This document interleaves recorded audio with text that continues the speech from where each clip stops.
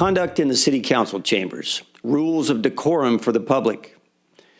Members of the audience shall not engage in disorderly or boisterous conduct, including the utterance of loud, threatening, or abusive language, clapping, whistling, stamping of feet, or other acts which disturb, disrupt, impede, or otherwise render the orderly conduct of the city meeting infeasible.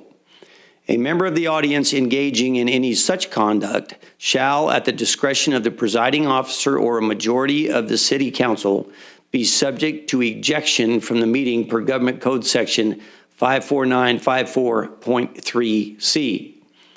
Removal from the council chambers.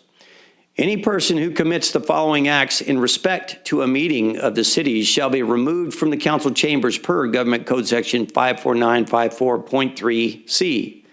A, disorderly, contemptuous, or insolent behavior towards the city council or any member thereof, tending to interrupt the due and orderly course of said meeting. A breach of peace, boisterous conduct, or violent disturbance tending to interrupt the due and orderly course of said meeting. Disobedience of any lawful order from the mayor, which shall include an order to be seated or to refrain from addressing the city council, and any other unlawful interference with the due and orderly course of said meeting.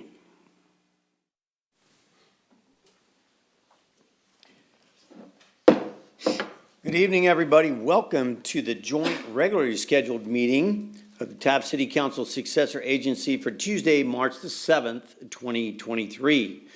City of Taft Council meetings are being held in person with full capacity seating and are live streamed at www.youtube.com/user/City of Taft. Public comment can be made in person and also can be received per the following. Written comments may be dropped off in the drop box in front of City Hall. Comments may be emailed to the city clerk at cityclerk@cityoftaft.org. They may be made by phone to the city clerk's office at 661-763-1222. Public comments will be accepted up until 5 p.m. the day of the meeting, and all comments received will be read into the record. We're going to begin this evening's meeting with the Pledge of Allegiance led by Councilman Josh Bryant, followed by an invocation by Greg Mudge. If you would stand and join us, please. Put your hand over your heart and pledge. I pledge allegiance to the flag of the United States of America and to the republic for which it stands, one nation, under God, indivisible, with liberty and justice for all. Thank you. Would you join me in prayer? Father in heaven, we thank you for all that you've blessed us with this town and the recent water that we so deeply needed. And Father, we ask that you'd be with us tonight and be with our council as they work together to continue to provide for us a safe city that all can freely enjoy and safely enjoy. We help them to make the tough decisions that are required to help all citizens here in our community. Father, we ask this in Jesus' name. Amen. Amen. Amen. Thank you, Greg.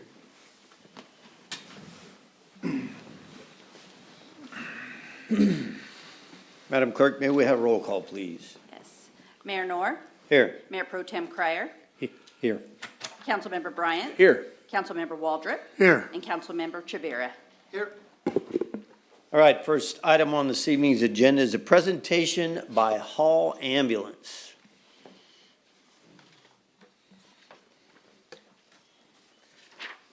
Good evening and welcome. Good evening. My name is John Surface. I'm the Vice President, Chief Operating Officer at Hall Ambulance.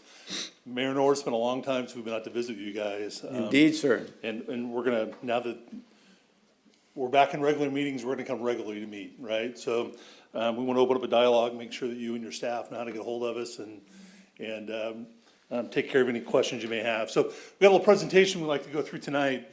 Part of this was originally done before the Board of Supervisors a few weeks ago, and then we keep getting questions about it from the cities. So thought we'd come out and share it with you guys and see if you have any questions. So if we get to the next slide.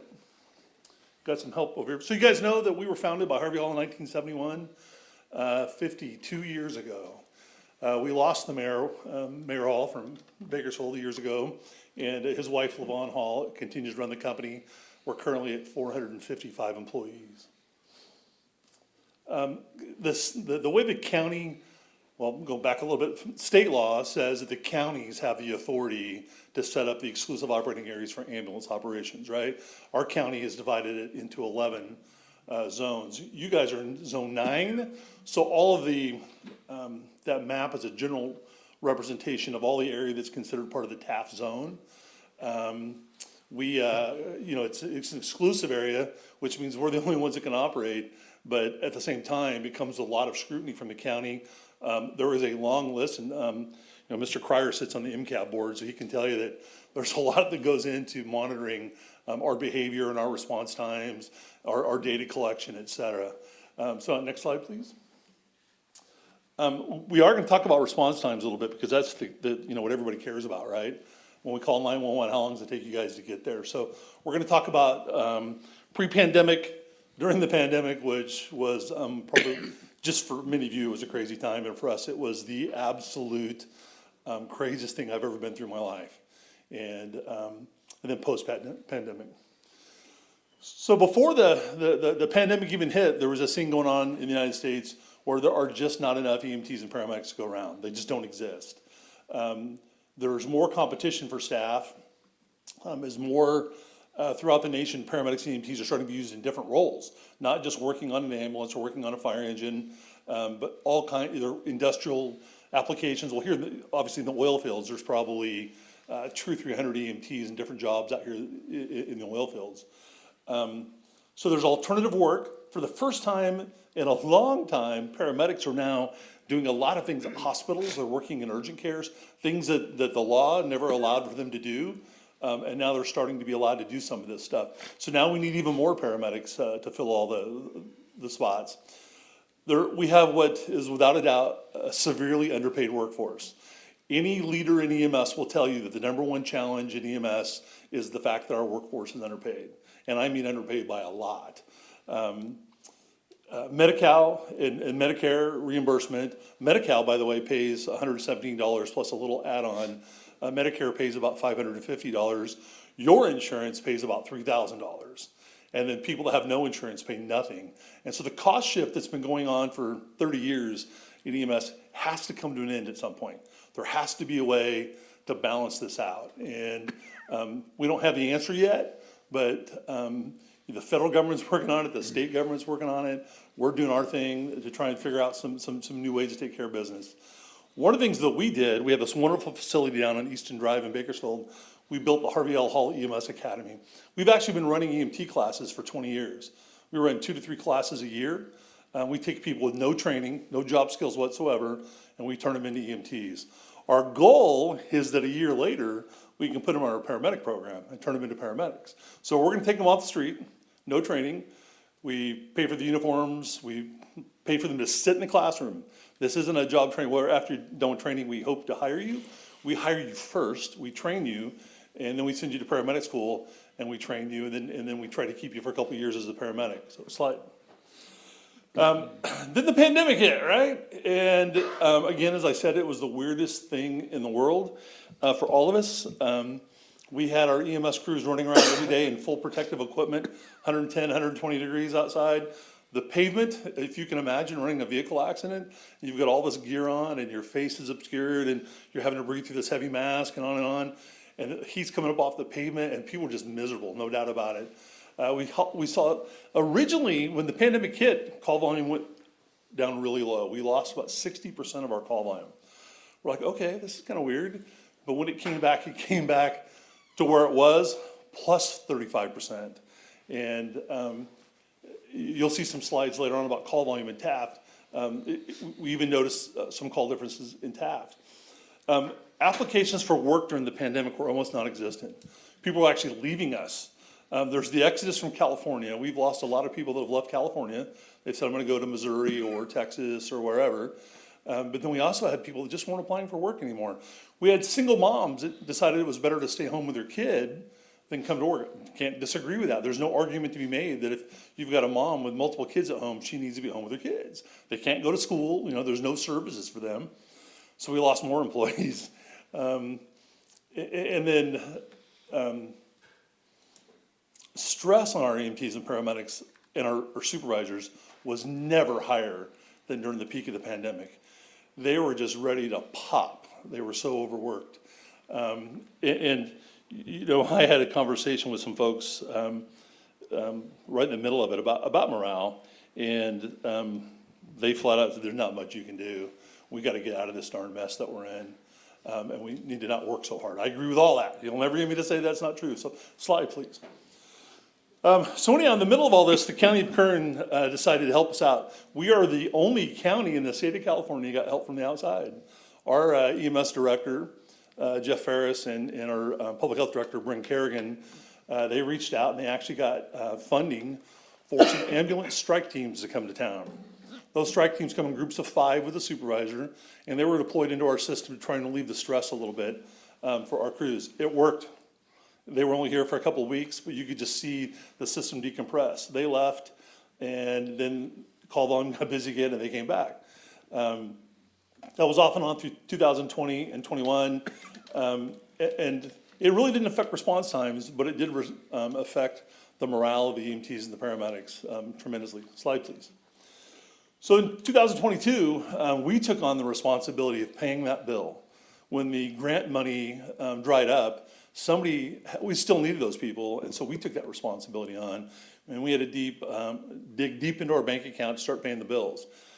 We've so far paid for over 7,000 hours of ambulance deployment time. That means we're paying for the ambulance, the EMT, and the paramedic, and their hotel, and their food.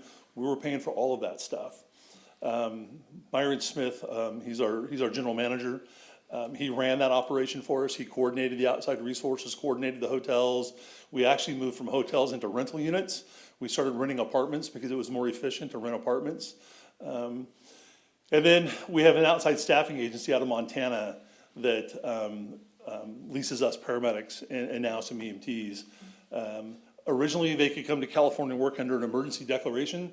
That declaration has dried up, and so now they have to be actually licensed in California. And today we have 30 of those paramedics deployed on our ambulances. And we paid for over 28,000 hours for those folks as well. And then also their hotels, and they were actually the ones that got us into the apartments. Slide, please. So we also have some local partners that have helped out, right? Liberty Ambulance from up in Ridgecrest and Lake Isabella, whenever we called for help, they were quick to come down and send some aid. One of the things that was going on when all this was happening, all of our hospitals were full, so we were shipping patients from Bakersfield to Anaheim, to LA, to Riverside, to Sacramento, to Las Vegas, to Reno, wherever they could get a bed, they were shipping them. And that just depletes our resources even more, right? So then we brought on Pro Safety. Pro Safety is an oilfield safety company, construction oilfield safety company. We rent 2 crews from them. So far we've purchased about 8,000 hours from them. The good thing about them is there's no add-on costs. We're not paying for hotels or meals. We're just paying them the hourly rate. And then one of the things they did was they committed to use all of our software and hardware. They're fully integrated into our comm center. We have the only ambulance communication center in the county, and we dispatch for Liberty and now Pro Safety. Trinity Safety is another oilfield safety company that's coming on board, and we expect in the next few weeks to be subletting some work to them as well. Slide, please. Our total bill last year for outside help was over $7 million. That's on top of $26 million in payroll that we paid. So you can see our cost is going up. If you can look at your balance sheet, the city's balance sheet, and see your personnel costs go up by almost 25% in a year, you'd be trying to figure out how to fund it. And that's, we had, thank goodness over the years, our controller now CFO, she had a really conservative approach to saving money for the rainy day. Well, the rainy day has been the last 3 years, right? Mm-hmm. And so we've been able to get through all of this with still a very clean balance sheet. Next slide, please. Post-pandemic, so now we gotta figure out what we're gonna do over the next couple of years, right? So we've really ramped up our EMT academies. The day that we were presenting this to the Board of Supervisors, last month, we had 17 new students start. I went and checked in on those students last week. There are two sections of their training done now, and they've all passed both tests. So we expect to get 15 or 16 will actually become licensed and accredited, certified after that training. We have a 15-year partnership with Bakersfield College. You may have heard us talk about that before. So all of our EMTs and paramedics that are in training get credits for the classes. BC has oversight over our program, quality control, our lesson plans, everything we do has BC's blessing. We also have the paramedic program through BC. It's a 1-year program. It takes 18 months, I'm sorry. So paramedics are now working on a degree, where when I went through school, it was simply a job skill. It was nothing more than that doesn't diminish the value of job training, right? I mean, especially here in our oil fields, our workers all get trained, plumbers, pipe fitters, electricians, the same kind of thing the paramedics go through, but now a degree's been tied to it finally. And so those folks, we have our paramedics who just completed their hospital rotation, they started their internships next week. So slide please. So recruitment and retention is our big thing, right? Mark Corum's also with me, he's there in the back. Mark's our director of media services and he runs all of our campaigns. We've done some pretty crazy things to get our social media message out. When you go to certain hospitals in Los Angeles and you open your phone and you have anything on your phone for EMS, EMT, paramedic, you'll now start getting ads from us in hopes to recruit you. We still think that Bakersfield is, Kern County and Bakersfield is a solid place to raise your family. It still is. And when you look at the cost of living throughout the rest of our large cities in California, this is the best bang for your buck is right here in Kern County. So we get out there, we're everywhere. Anybody having a job fair, we're going now. We've actually had people that we've had working on the contract ambulances and for the labor contractor that have, when their assignment was terminated, they came to work for us, right? The other thing that we've really recognized through the pandemic was that mental health, and it's not new, but it was really obvious during the pandemic, was the mental health of our crews is really fragile, right? And we've had to make a much more direct attempt to communicate with them and to make services available. We have multiple services now available. If you don't like that one, we got this one over here. You don't like that one, we got another one over here. Trying to make sure that people can get whatever help they need.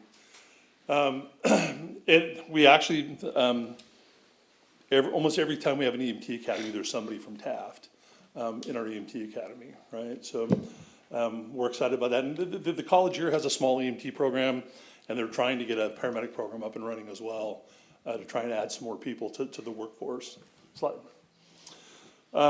So there's some factors, we're talking, I think there's a little out of order, so sorry about that. But response times are impacted heavily by patient offload times. If you go to one of the big hospitals downtown today, you'll see anywhere between 8 and 15 ambulances sitting there.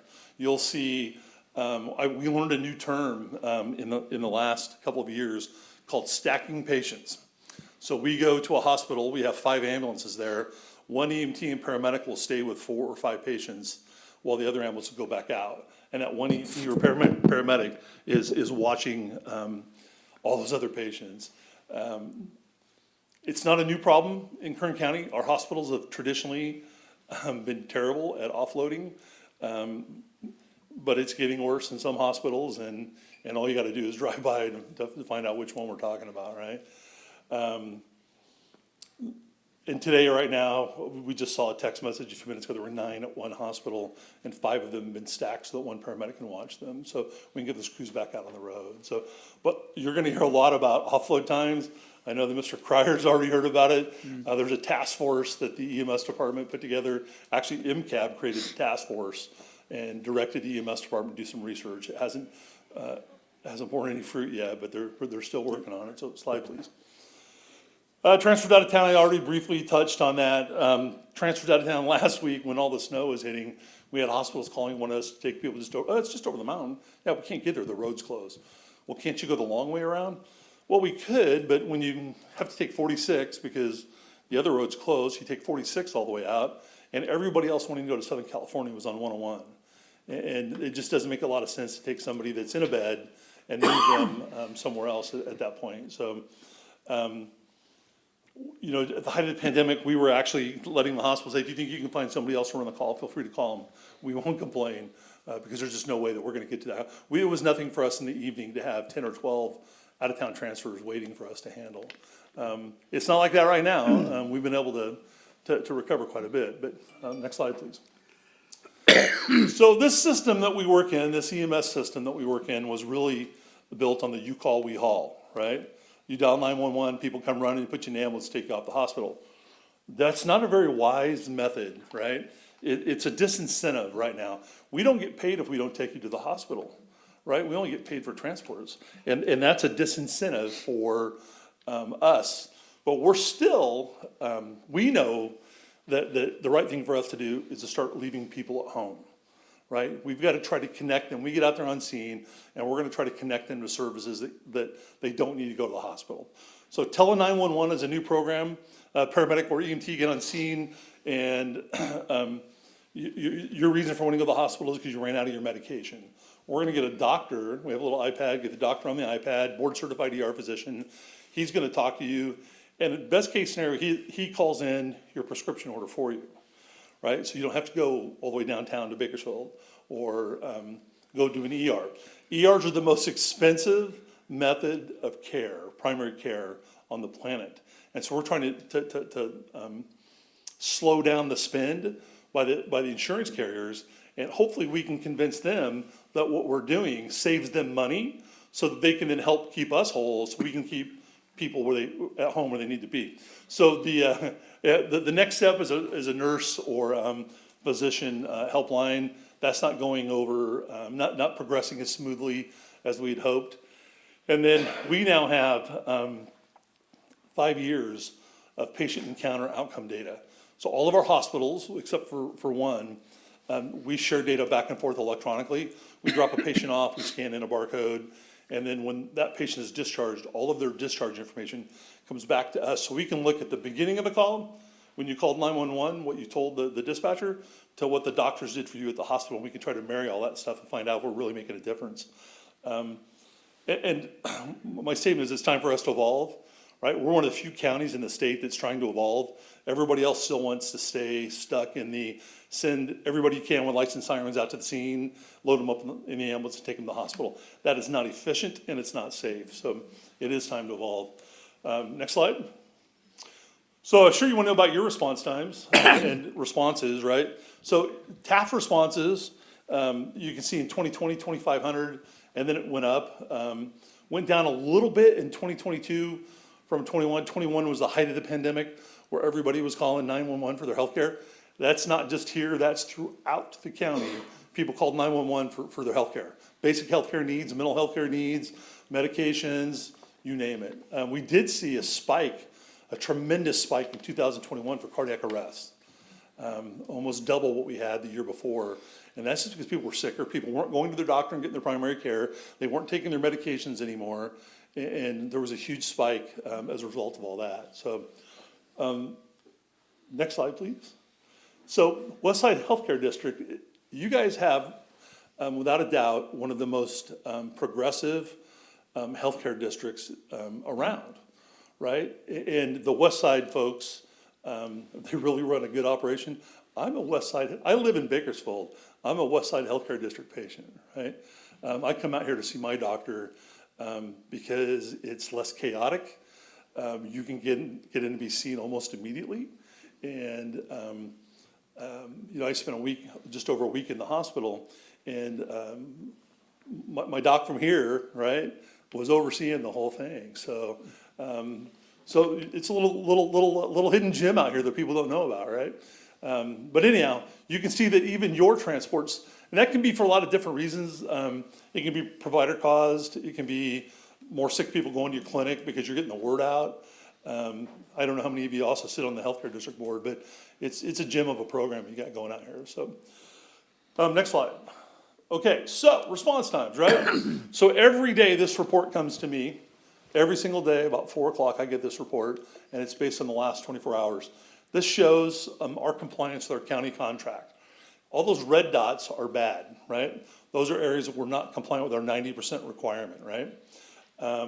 You can see a lot of red in all the zones, but you look down, next to last is Taft. You'll see that Taft only has one red dot. That is the Metro Priority 1, which is the most urgent and the shortest response time for us, right? And that's the only zone that we didn't meet our contractual obligations.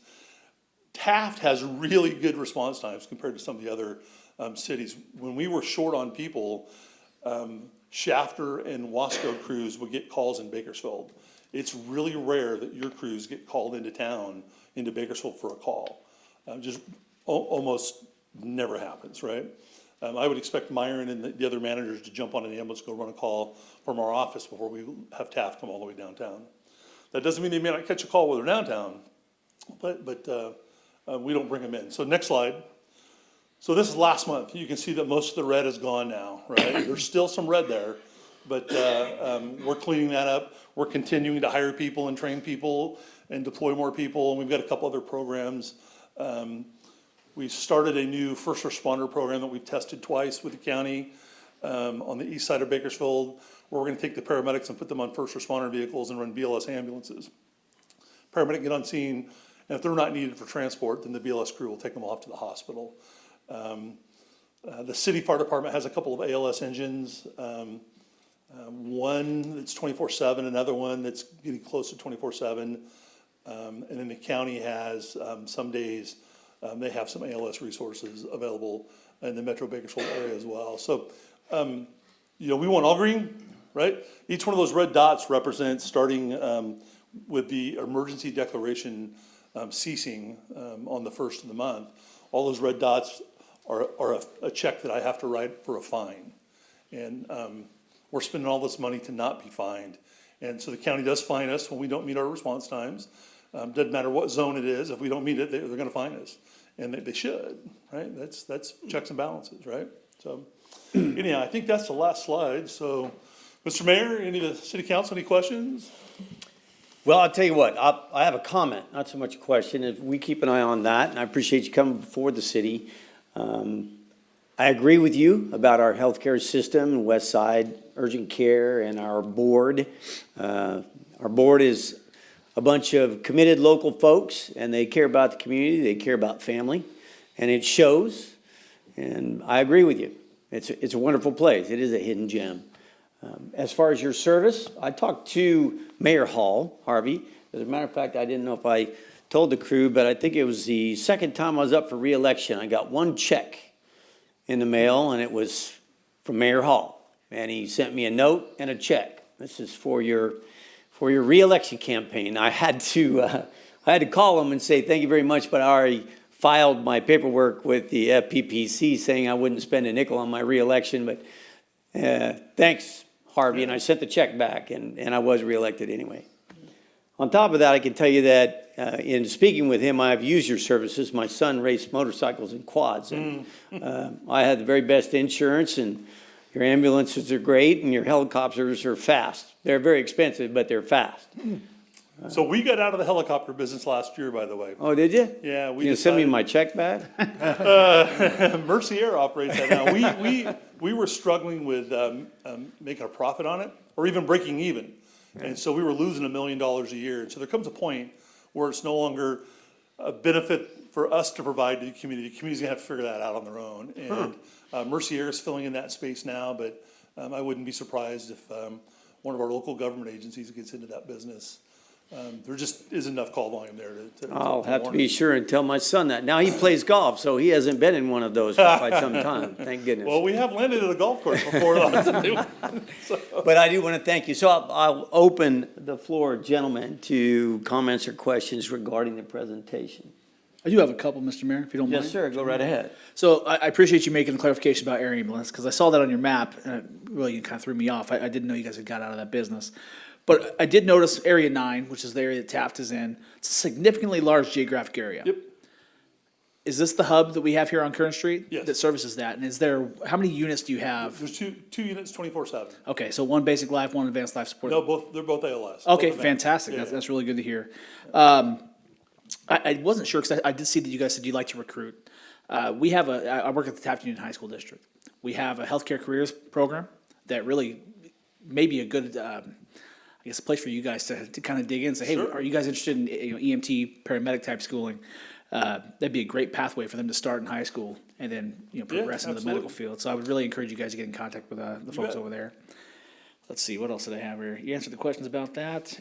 All the things you covered in terms of why some of the response times may be lagging, things that are kind of out of your control. They've been, I think you guys were here, 3 or 4 years ago to give us a presentation about very similar things. And so I guess I'm dismayed to hear that it hasn't gotten better on the hospital side. I'm understanding. You guys are contracted through the county directly to serve this area? Correct. Okay, I wasn't sure if it was through the county or through county fire. No, through the Okay, county. perfect. Mr. Mayor, that's all the questions I have. Thank you, All right, guys. very good. Thank you. Who's next? I'm next. All right, go ahead, Councilman Chavera. So I just wanted to express my gratitude to you guys. A few years back, I had a deviated septum that went wrong and was essentially bleeding to death. It's been a while, maybe about 12 years ago. And it was based on your men's, their skills that they were able to rush me to Bakersfield, and where I was able to get the attention that was necessary. So thank you, guys. You guys are definitely doing your job, and I personally appreciate it. The only question that I have is, I'm super curious on the fines that you guys get. Right. So for each time that we don't meet minimum response times, we pay $1,000 per red dot, right? That's $1,000 after the third consecutive time in a response zone. So let's say party ones in the metro area of Taft, after $3,000 fines, it goes to $5,000. Wow. So, and the other thing that the county can do at that point is they could take us and find us in default and fire us. And our job is not get fired, right? Thank you. Yeah. One final question, just to echo off what Mr. Bryant was talking about, the pathways. What is the age limit? It's a great question, right? And it's a trouble spot, but we still need to engage the younger folks. So our insurance company requires that you're 21 years of age to drive an ambulance. And that's based on lots of years of crash data, right? However, if we have a 20-year-old that was a good student and has multiple years of driving with no infractions, I can get a 20-year-old insured. A 19-year-old, you have to have got your driver's license on your 16th birthday, have no infractions, have great grades.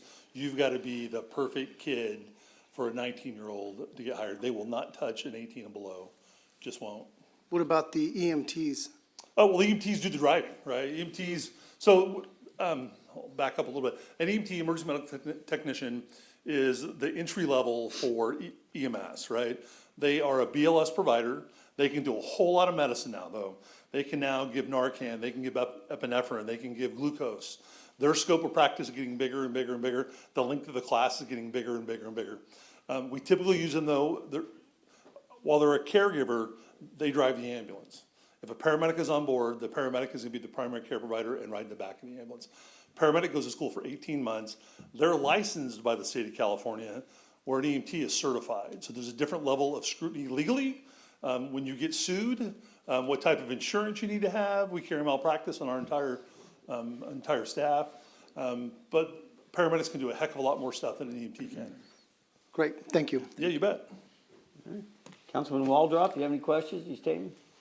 No questions, just that Harvey Hall was a very, very fine man, good friend of mine, and he trusted me to get rid of his check in my way, so I put void on it and framed it. When he ran for mayor, he wouldn't take checks from anybody. Yeah. Yeah. He wouldn't do it. The first year, some of us made some small donations, but the last year that he ran, all of us sent checks to him, he sent them all back. Because he was gonna do it on his own, so, he was a pretty special guy, I'm not gonna lie, right? Yeah. He is, anybody that knows me knows that, I would consider him to be the best boss I've ever had, one of my best friends I've ever had, a mentor and family to me. And, so I am one of the people that feels responsibility to make sure that his business with his name on it Yeah, is around for a while, right? And that's my primary job at Hall Ambulance. I was lucky enough to meet him. Real good. Friend. Mayor Pro Tem Cryer. Thank you, Mayor.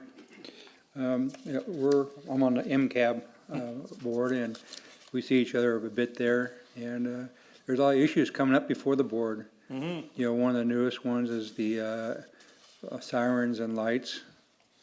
I Right. want to elaborate on that. Yeah, sure. So the county of Kern, the EMS department sets down all the local rules.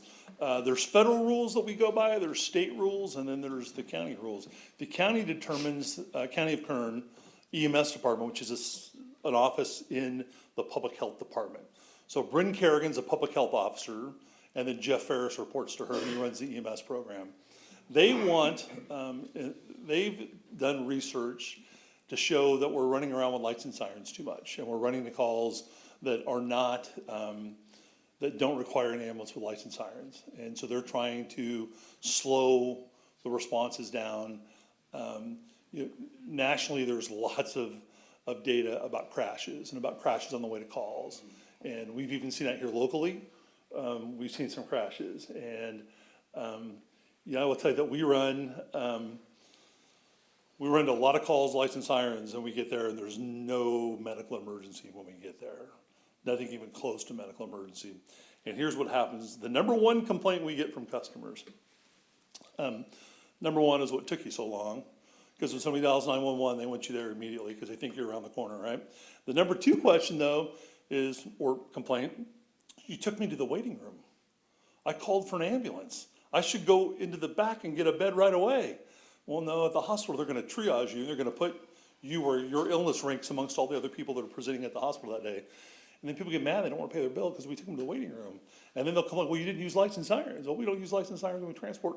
Rarely do we use lights and sirens during transports. So what the county's trying to do is just slow down the use of lights and sirens and try to keep everybody a little safer. They've got some work to do yet on that program, but that's what they're trying to do. Right. The other thing too, you get hit on quite a bit or dinged on is offload time. And it's not your fault because there's nobody there to, Yeah. or room to offload the patient to, and you're stuck in there, and that counts against you. Correct. And that bewilders me when I hear that, and the statistics involved and what you have to pay, or So I spoke at the Emergency Medical Administrators Association California Conference a couple of years ago. And I spoke about offload times, and I was the last speaker of the conference. And had a full room for the first time ever at the MSAC conference. It was full at 4:00 in the afternoon on a Friday. And I was part of a panel, and I did my presentation. And one of the things I shared with everybody is that I presented bills to all our local hospitals for our lost time. It was about $6 million worth of lost time. That's taking our standard rate per hour and applying that for all the hours that we lost. Of course, nobody paid us, right? Nobody was actually gonna do the right thing and pay us. And the hospital council, the state hospital council was really angry at me for blowing the whistle publicly on the problem. And while at the podium, she started barking at me. She was on the panel as well. And it was kind of funny to watch the hospitals try to justify 5-hour offloads, 8-hour offloads, 12-hour offloads, right? So we're not talking about 20 minutes. 20 minutes doesn't get us worked up. 30 minutes doesn't get me worked up. But when it gets into the hours, and when you go to a hospital and there's 5 or 6 of them there for 1 or 2 or 4 hours, that gets me worked up. You walk in at shift change at some of our hospitals, and they just don't work the hour before shift change or the hour after shift change. We can't offload, because those people are going home. They're not taking any more patients, folks, they're going home. And we have to go in and throw a temper tantrum to try and get some bed space. And it's a ridiculous situation. The hospitals will tell you that it's out of their control because they don't have staff either, and they don't have enough beds in the hospital. So that's where they fall back on is, well, we can't hire people and there's no beds in the hospital. And at some point, they got to do something though, right? And my guess is that in 2023 or 2024, one of the larger ambulance companies in the state of California is going to sue somebody, right? And get it in front of a judge. And the reality is, Medicare, the Center for Medicare and Medicaid Services, CMS, has issued multiple letters that once we get on your property at the hospital, if we're in the parking lot, the hospital is 100% responsible for that patient. We're responsible for the patient, 100%. And yet they ignore us. We had an incident at a hospital in Antelope Valley last week where there was an open bed and our crew went to move the patient over to the bed, and a clerk from that hospital came and grabbed the bed as the patient was sitting on it and pulled the bed out from under the patient. And that's how adamant they are to not give us beds. And in the Antelope Valley, most of the people that live in Mojave and California City and Roseman, they do a lot of their commerce in the Antelope Valley. That's where the businesses are. That's where the shopping is. That's where their doctor is, their dentist. And we go down there with a patient and they'll say, why did you bring that patient here? Well, their doctor's across the street. Well, take them somewhere else. We don't want them. So I feel bad for the patients because they sit on our cot and they get treated like crap. They get treated like a second-class citizen because they chose to go to the hospital that maybe their family member works at, or that maybe their father wrote a really big check as a donor at that facility. And it is one of the most brutal situations in healthcare. And it's not just here, it's all over LA, but certainly Kern County is one of the worst locations. 20 years ago, our old operations manager, Lewis Cox, went to a conference up in San Francisco, and they referred to Bakersfield as the Beirut of hospitals because of the offload delays. That was 20 years ago, and today we're still the worst place in California for offloads. Right? And it's not just one hospital, it's all of them. Right? And then they're calling us, wanting us to give them rebates and give them better rates when they transfer their patients. And I just want them to if they get us offload, I might even if they get us offload every patient in 20 minutes, I might even just do their transfers for free, just because it would be that valuable to us. So, but thank you for the questions. Yeah, have you lost any patients on waiting to get offloaded because it took so long? That's a tricky question that I'm going to dodge, right? Because I'm sure there's a lawyer or six that'll. Yeah, they won't listen to this. Yeah. So I guarantee you there are bad outcomes because of it. And I just want to thank you again because with the Kern County Fire Department and also with the Hall ambulance, when I was pretty sick, I had less than 25% oxygen, and they rushed me they took me to the West Side Hospital. I was there for less than 10 minutes, and I was on an ambulance on the way to Bakersfield. And they gave me a room. It wasn't a very big one because, like I say, they were all full. But I survived, and I didn't have to wait to get offloaded. So for your West Side Healthcare District, you lose your hospital, and I'm telling you, it's a tremendous recovery. What you have now is a tremendous recovery from having nothing at all, right? A tremendous recovery. And probably, certainly a model for some of our other communities to make it work. And I'm telling you, I come out here, right? I drive from Southwest Bakersfield out here to see my doc. So, we did bring, Myron, if you got, I'm going to give you a couple business cards for your record there. On the 50th anniversary, one of the things we did, Mayor Hall, when he was mayor of Bakersfield, he did a coffee table book as he neared the end of his tenure as mayor. And then for our 50th anniversary, we did the same kind of thing, outlining the history of our company, right? So for the council, the city manager, city staff, whatever, it's an interesting look, and you'll see Taft in there as we go through the different eras of the company. And, Myron, most of you know Myron, we bought Taft Ambulance from his father 27 years ago.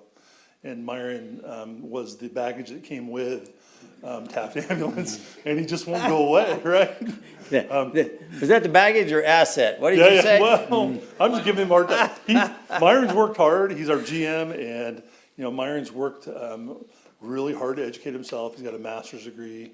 He's done all that while working as a paramedic, so he's a superstar. he tries to come out and visit his Kiwanis Club once in a while, but we keep making him work too hard. But if there's no other questions, I just want to thank you all for your time. And the next time we come out, we'll actually spend all the time just on response times. Awesome. Give you All right. a deeper look. Whenever you're ready for that, just let the city manager know, and he can get a schedule, and we'll come out. The door's open. We'd love to have you whenever it's convenient and Okay, if, great. especially if it's consistent. Great. Thank you. Thank you, Mayor. Thank you very much. Have a good evening, gentlemen. Drive careful. All right, next up, item number 2, public hearing, California Department of Housing and Community Development Annual Progress Reporting. City Manager Jones. Thank you, Mayor. California Government Code Section 65400 requires each governing body, city council, or board of supervisors to prepare an annual progress report on the status and progress in implementing the jurisdiction's housing element. Planning Commission reviewed and accepted this report at their meeting on February 8th, 2023. Staff has recommended city council review and accept the annual housing element progress report for the calendar year of 2022. Thank you very much, sir. All right, the recommendation here, gentlemen, is 4 parts.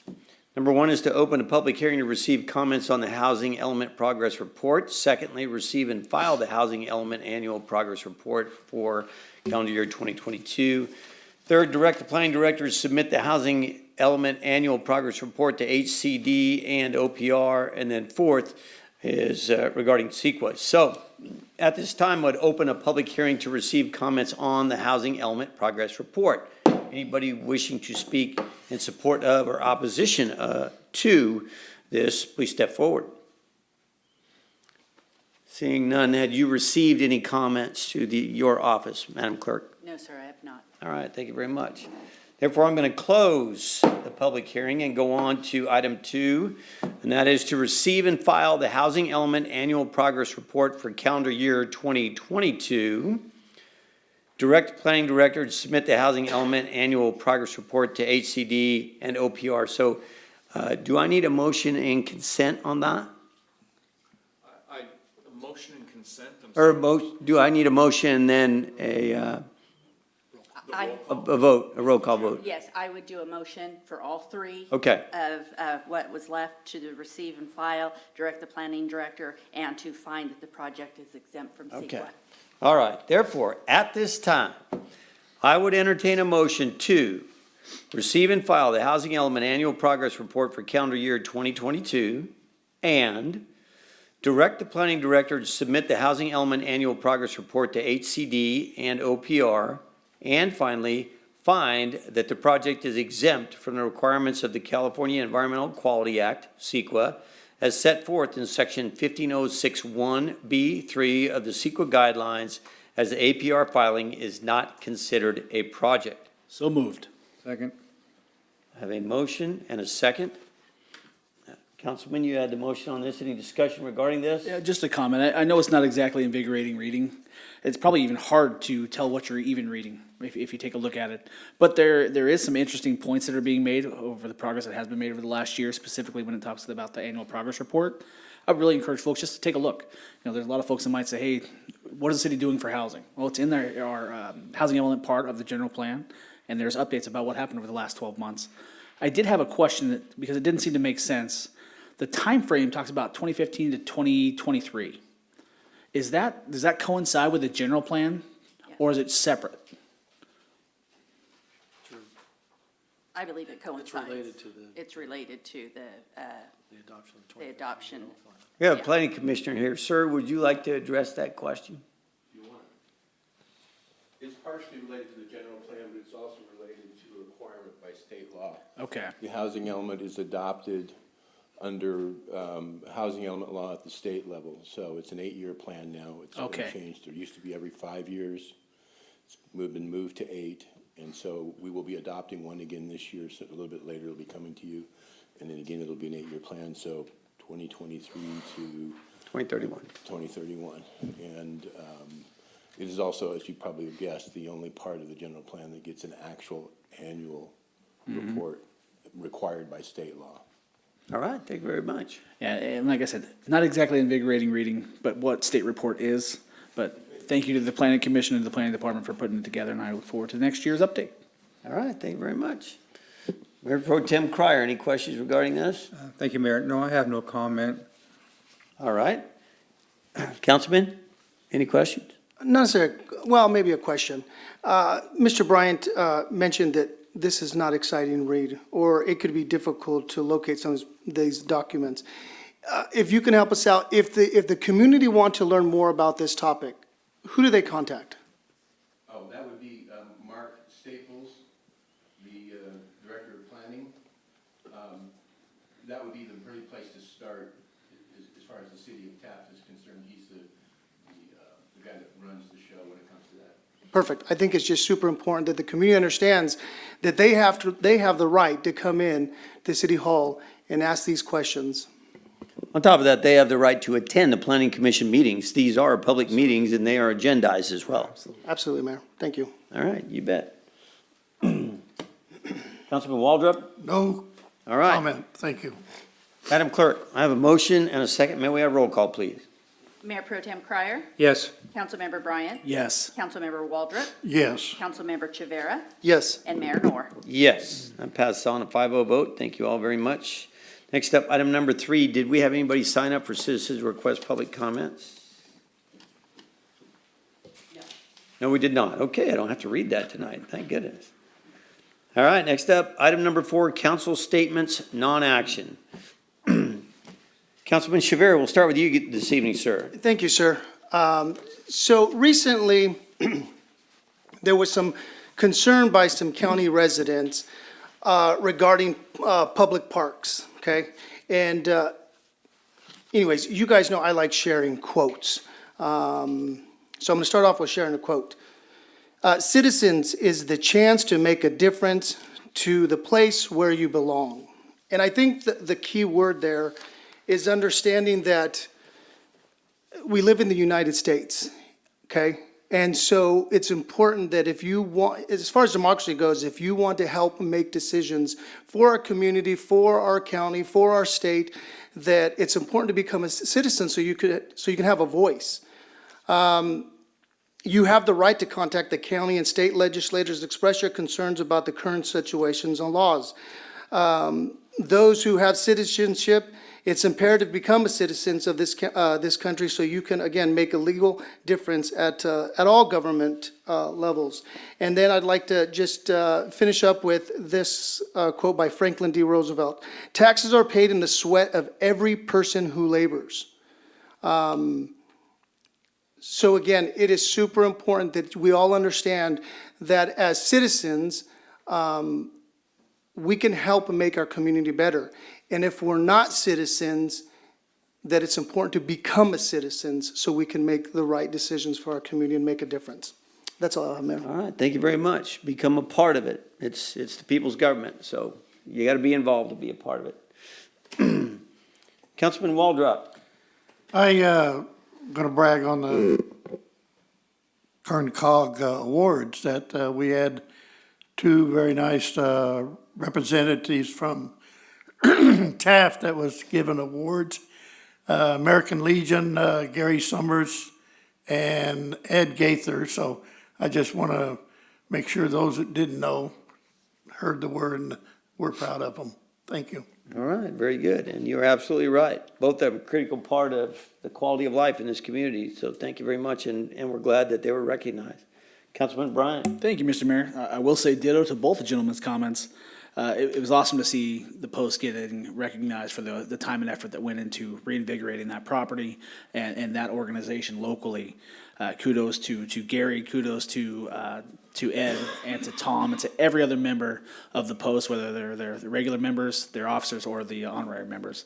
Look forward to that being a stalwart in the community for many years to come. I will say, to Carlos's point, it's easy to be an armchair quarterback. It's easy to look back on things in hindsight, because hindsight's always 20/20. It's hard to get involved, but it's necessary if you really want to involve change, a change that you really feel passionate about. So that's one of the reasons I'm here today. I don't feel like sitting back and pointing fingers and trying to lay blame really makes any progress. It just makes you feel better about not getting involved. So I would challenge anybody that feels differently, come down and prove me wrong. Otherwise, keep complaining on the sidelines, and we'll keep pushing this forward the best way we know how. I want to say happy 50th birthday to the West Kern Oil Museum. I think Saturday they have it, and Greg, I'm glad you're here. Saturday from, I think, 12 to 3, birthday party. So it's funny, my mother, she grew up here. She told me the other day she'd never been to the West Colonel Oil Museum. And I'm thinking, how in the world is that possible? I don't even have enough fingers and toes to count how many times I've been there. I think I've got trees that I helped plant there when I was a kid. So I think I might take my mom to the oil museum on Saturday. But happy birthday, West Colonel Oil Museum. And, well, I'll tell you later on why I'm not going to take her on any slides. My sister would kill me. But it'll be the thought that counts. But again, thank you guys for all the service you guys do. It's a wonderful asset to this community and a wonderful beacon of the history of this area. So that's all I have, Mr. Mayor. Thank you. All right, thank you very much. Mayor Pro Tem Cryer. Thank you, Mayor. Recently, we had a lot of fires, and I think the homeless are burning our buildings on Center Street, the churches and stuff here in town, on the abandoned commercial buildings. They are determining the path of Taft economic development of burning these buildings down. And it's sad because a lot of our buildings being burnt down is historical and things that have a lot of meaning to us, but they're owned by absentee landlords. They use them for storage, whatever, so they're a temptation for the homeless to go in there and hide and whatever, and either fire get out of control or purposely set on fire. If I'd like to let everybody know that we need to, if you see something suspicious, especially in the evenings, you need to report to the police department, because they can only be, we don't have a whole lot, but they're out there doing their best they can, out there patrolling the area and watching, and they have to take calls for crimes or emergencies, whatever. But we need another pair of eyes out there to watch it and report it, so it'll make their job a lot easier for them to do. But it's a sad deal that they're determining our economic development for us. We need to do something. We've got buildings out there, for instance, the Pioneer Mercantile Building. We need to find a business to go in there and promote it, to go ahead and put a restaurant or a clothing store or something in there, even a grocery store in that building, to be active. There's people living in it right now, but they're watching it. But sometimes they catch outside the building on fire, and it'd be too late. But we have to be proactive on that stuff to look for any suspicious activities in anywhere in our sphere of influence in our city. Another deal is I could echo Councilman Bryant on the 50th year birthday party for the West Side Museum. I go there quite a bit, maybe at least 3 or 4 times a year, especially when you have your barbecues that Fred Holmes puts up. And I know this one here is put up by another vendor, plate, something. Yeah, they're putting it up, and I heard they have good food and everything. And I believe it's $8 for a meal. And they have jump and bounce houses for the children, coloring contests, and all different activities going on. And I encourage everybody to make a day of it and participate, because there's always something to do here in Taft. And it's also good, too, that the West Side Rec Department took over to the Fox Theater, another venue for us to go to support our heritage, the building there. The movies are playing, good deal for the children to go to, the parents to go to. It's a wholesome place, and they have good popcorn.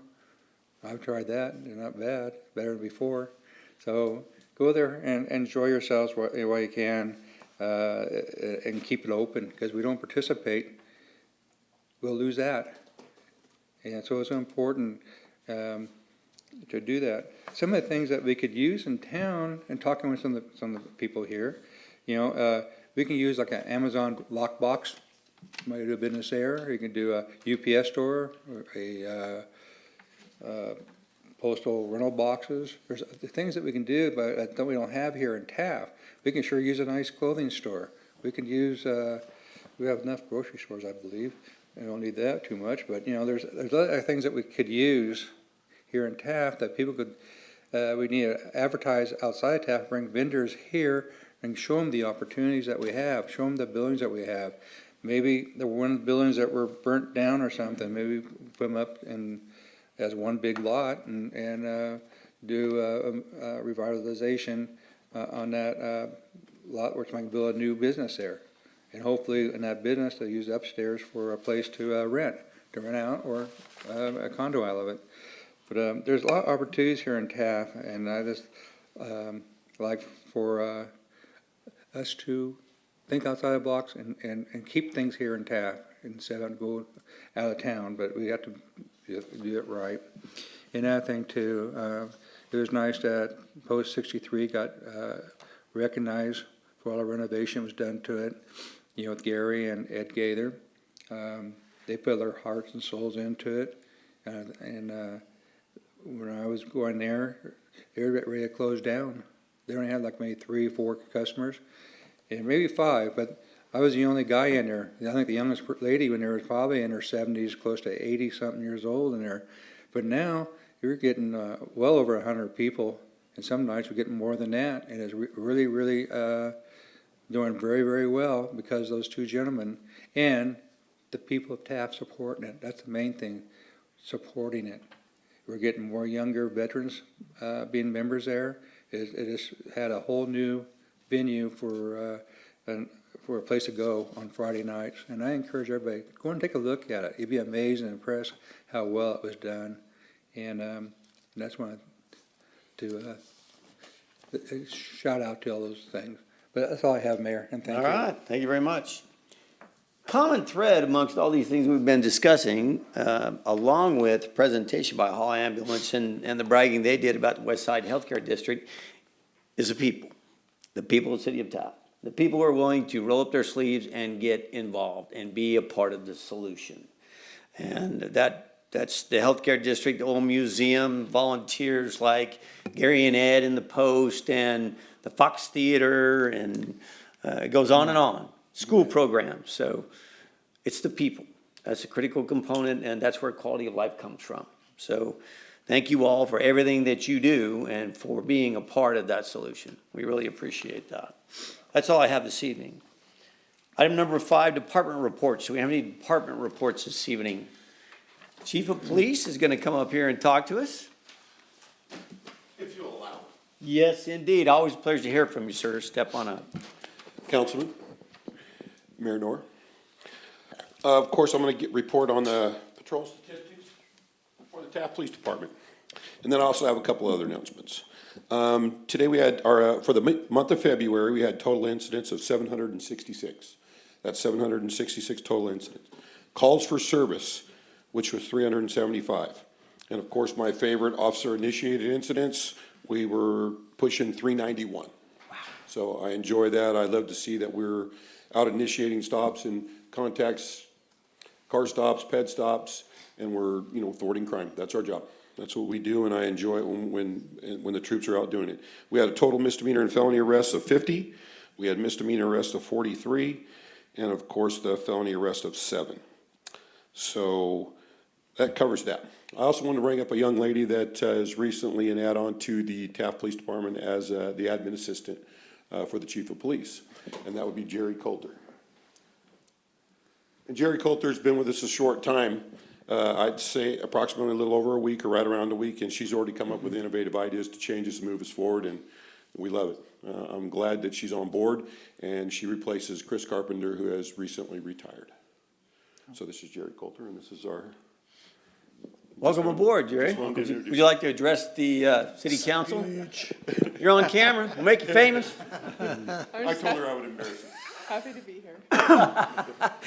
We're thrilled to have you as a part of the team. Welcome. We absolutely are. Thank you, Jerry. Thank you. Also, I just wanted to kind of toot the horn of one of our sergeants. The California State University of Long Beach, there's it's called the Sherman Block Institute, a supervisory leadership class. They're extremely hard to get into. They're a vaunted class that sergeants love to, when they have the opportunity to get into, and they're just not there. I mean, they are very infrequent when offered to the public, or offered to the sergeants. But we had Corey Bilby, we finally secured a spot for Corey Bilby, and he's about ready to graduate from it. And this thing is intensive. It's an intense leadership program that you have to go through. I believe I'm guessing, but I believe it's 8 weeks of 8 to 12 weeks, and you're going there and you're writing reports, you're you're giving presentations, and it's quite the class to have under your belt and have that under your, on your resume. And we're proud of Corey, and he will be graduating from the Sherman Block Leadership Institute in class 501, and he should be graduating March 31st of 2023. That's awesome. Excellent. I just want to pass that on. All right. Well, Corey is involved in a great many things above and beyond being a critical component of the police force in the city of Taft. And he's a fixture, and you can tell that his energy and his desire is to go above and beyond. So it does not surprise me. Congratulations to Corey. And I felt he was the right guy to send, and he did not let us down.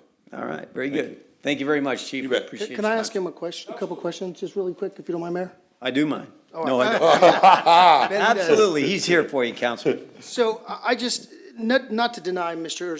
Cryer's comments, but there's a claim that there's a possibility that it's the vagrants starting the fires. Do you have any leads or any reason to believe that it's the vagrants in our community causing the fires? Well, I really can't comment on investigations like that, but I do know that we have arrested individuals, and they appear to be homeless, some. And I can't really go further into certain other crimes of arson. Those are mostly left to our fire department, but we respond. And if we, of course, locate individuals, we're detectives, we're police officers, and we find things that lead us to an outcome that this individual is guilty, of course, we arrest them. But can't really lead No problem. into the investigations regarding that. Final question. You mentioned that the arrest. Can you state what are the number one arrests happening in our community? I would have to, well, I can't without looking at statistics. I know some are narcotics and some are thefts. I mean, but that's probably in any city, honestly. Okay. Thank you, sir. I appreciate it. All right. Thanks again, Chief. All right. Any other department reports? None? All right, then. We'll move on. City Manager's statement. City Manager Jones. Thank you, Mayor. No statements, City Attorney statements. Jason? Thank you, Mr. Mayor. Also no statement. All right. Thanks, sir. Gentlemen, future agenda requests. Do we have any future agenda requests this evening? None here. None? All right. Next up would be the consent calendar. I do want to make mention of the fact that we have a representative here from Kern County Fire, and you and your team have been quite busy. I've been on scene a couple of times, and you're very good at your job, and your teams are very responsive, and we always hope that everybody goes home healthy, gets the job done, goes home healthy. So from our team to yours, thank you very much. All right, next up, consent calendar items 9 through 14. All items listed on the consent calendar shall be considered routine and will be enacted by one roll call vote. There will be no separate discussion of these items unless a member of the City Council requests specific items to be removed from the consent calendar for separate action. Any item removed from the consent calendar will be considered after the regular business items. Are there any items on the consent calendar that any member of the public would like to comment on? Seeing none, consent calendar items are item number 9, the minutes for the February 21st, 2023 regular meeting. Item number 10, the payment of bills, some $298,000 worth. Item number 11, unmet transit needs in the city of Taft. The recommendation is a motion to adopt a resolution entitled Resolution of the City Council of the City of Taft, making findings regarding unmet transit needs in the city of Taft, and find that the activity is not a project per California Environmental Quality Act, CEQA, as set forth in Section 15060C3 and Section 15378 of the CEQA guidelines. Item 12 is ratify an agreement between Civica Law Group, APC, for Special Counsel Legal Services. Recommendation is ratify the already executed agreement with Civica Law Group, APC, and secondly, find that the activity is not a project per the California Environmental Quality Act, CEQA, as set forth in Section 15060C3 and Section 15378 of the CEQA guidelines. Item 13, accept the lowest responsible bid award the City of Taft, 2023 Taft Police Department Interior Improvement Project and allocate additional budget. Recommendation is a motion to accept the lowest responsible bid, award the project, and approve agreement with Blackhawk Construction Incorporated for the 2023 Taft Police Department Interior Improvement Project, and authorize additional budget transfer of $142,605 from capital reserves, and find that the activity is not a project per the California Environmental Quality Act, CEQA, as set forth in Section 15061B3 and Section 15378 of the CEQA guidelines. Lastly, item 14, approval and adoption of policies and procedures for visitors and use of City Hall, conference rooms, and council chambers. The recommendation is a motion to approve and adopt the policies and procedures for visitors and use of City Hall, conference rooms, and council chambers, and find the activity is not a project per the California Environmental Quality Act, CEQA, as set forth in Section 15060C3 and Section 15378 of the CEQA guidelines. Does any council member wish to remove any of these items from the consent calendar? I do. 14. Item 14. All right. At this time, I would entertain a motion to approve consent calendar items 9 through 13. So moved. Second. I have a motion and a second. Madam Clerk, may we have a roll call? Mayor Pro Tem Cryer, Yes. Councilmember Bryant, Yes. Councilmember Waldrop, Yes. Councilmember Chavera, Yes. and Mayor Moore. Yes. That's approved on a 5-0 vote. Thank you all very much. Item number 14 was removed from the consent calendar. City Manager Jones? Thank you, Mayor. Since the remodel of City Hall and COVID, policy for visitors to City Hall has been waned. Prior to the remodel, visitors were required to sign in to visit City Hall. After the remodel, COVID procedures had entrance to City Hall by appointment only, followed by being back to open to full public, but no policies or procedures for entry were put back into place. Since City Hall is the workplace for many of city employees, an imperative that we offer a safe and secure workplace free of distraction for employees. This policy is written to provide that work environment while still being able to serve the public.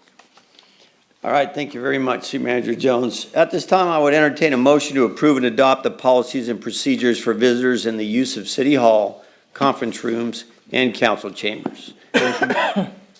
So moved. Did you make the motion, I'm sir? sorry. Yes, I did. I apologize. I have a motion and a second. All right, you made the motion. You asked that this be removed from consent calendar. Yes, I did. I think, I'm in favor of for the guidelines and stuff. I know we needed one, and that's not the issue I have.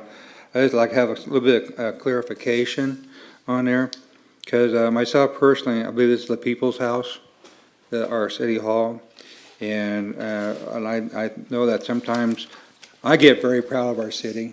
I think we all are real proud, and sometimes you get somebody is interested in our city. I know I talked to several people that I brought in 3 people, and they all lived here, and they bought homes here, and they love it here. So I get excited about it, and I bring them by and show them City Hall, and kind of, the main room come here, but the only way you get inside, you have to go through the front door, go around, and come in here. If I disturbed anybody by doing that, I fully apologize for it. Because I am, like I say, I'm very, very proud of our city, and very much proud of our council we have here, and our mayor, because he's, I'm ecstatic how we all work together as a team. I know this incident went back about, I don't know, maybe a little less than a month ago and things. It got maybe a little bit out of hand on there. And I understand that. The question I also have is this the first time we had regulations like that in 100 years of Taft, or is something that's just brought up now or being new to vote on? Is something that never happened before?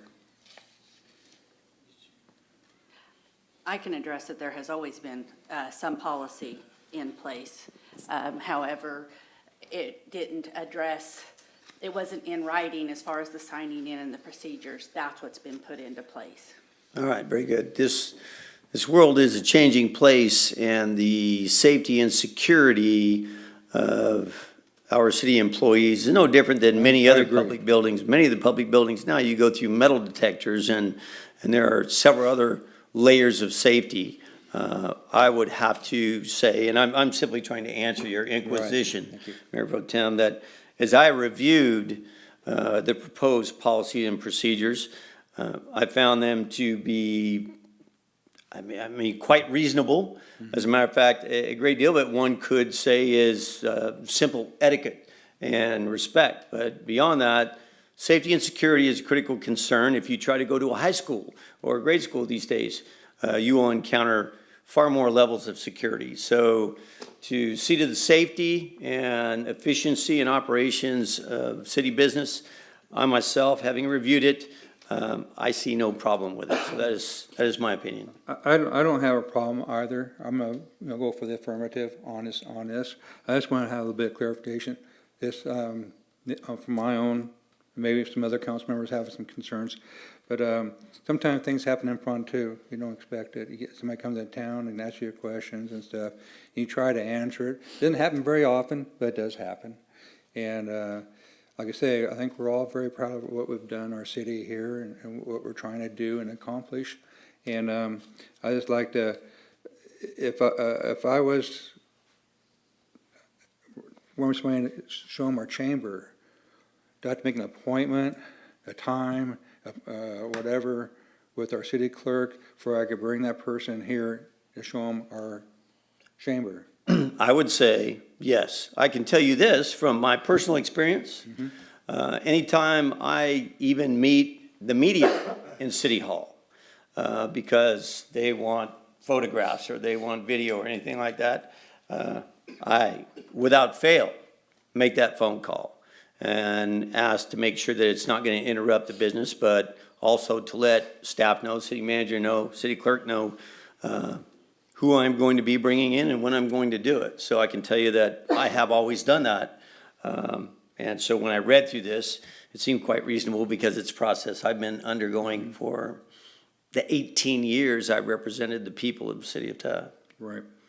Like I say, I'm not gonna be an affirmative on this as I was asking questions, because I can go to other city halls and I can go to board of supervisors.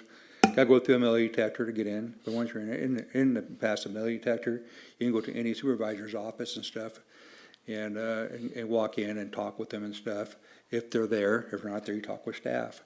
Just my opinion, is that I believe this is the people's home, a house to do business, and I would like for it to be, kind of open and with regulations by all means. I'm not going to say be a Wild West type deal. I know we need to do it because times are changing here. You don't know who's going to come through that door. But I assume that, a council member would know if that person's good or not. But anyway, that's my opinion, and that's all questions I have, Mayor. All righty. And I'm ready to vote. Okay, very good. Does anybody else, any further discussion on this item, gentlemen? None here. All right, seeing none, I have a motion and a second. Madam Clerk, may I have a roll call, please? Mayor Pro Tem Cryer, Yes. Councilmember Bryant, Yes. Councilmember Waldrop, Yes. Councilmember Chivera, Yes. and Mayor Moore. Yes, and that passed on a 5-0 vote. Thank you all very much. That brings the open session. Closed sessions count, so we can go and close the meeting. Oh, well, that just simplified. Do we still get the cookies? Okay. For clarification, the closed session item that we were to consider is no longer a closed session item. Therefore, this will be the end of this evening's meeting, both open and closed. Good evening, everybody. Thanks for being a part of the meeting.